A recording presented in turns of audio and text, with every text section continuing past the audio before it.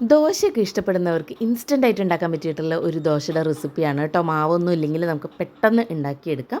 ഇതുപോലെ തന്നെ ഒരു റെസിപ്പി നമ്മൾ വേറെ ഇട്ടിട്ടുണ്ടായിരുന്നു. അത് കുറേ പേർക്കൊക്കെ ഇഷ്ടമായിട്ട് പറയുണ്ടായി. ഒരു ഉരുളക്കിഴങ്ങ് നമ്മൾ തൊലിയൊക്കെ കളഞ്ഞ് ഒന്ന് മിക്സിയിൽ അരച്ചെടുക്കുക. അതിന് ശേഷം 2 കപ്പ് അരിപ്പൊടി, ഒരു 1/2 കപ്പ് കടലമാവ്, 1/2 കപ്പ് തന്നെ തൈര്, ഒരു ചുവന്നമുളക്, ആവശ്യത്തിനുള്ള ഉപ്പ്, ഒരു 1/4 ടീസ്പൂൺ ബേക്കിംഗ് സോഡ ഇതിട്ടിട്ട് മിക്സിയിൽ നല്ലോണം ഒന്ന് അരച്ചെടുക്കുക. ആവശ്യത്തിന് വെള്ളം ഒഴിച്ചിട്ട് അരച്ചെടുക്കുക.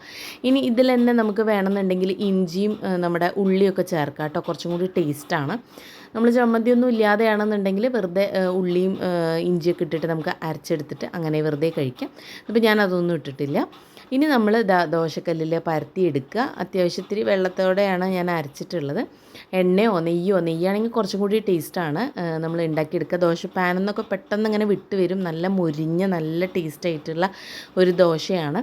ഇനി നമുക്ക് ഇതിൽ ഇത്ര ക്രിസ്പി വേണ്ടാന്നുണ്ടെങ്കിൽ ഇതിൽ നമുക്ക് കടലമാവിന് പകരമായിട്ട് ഗോതമ്പ് പൊടിയും എടുക്കാം കേട്ടോ. ഉള്ളിച്ചമ്മന്തിയുടെ കൂടെയൊക്കെ അടിപൊളിയാണ്. എന്തായാലും ഈ ഒരു റെസിപ്പി എല്ലാവരും ട്രൈ ചെയ്ത് നോക്കാം.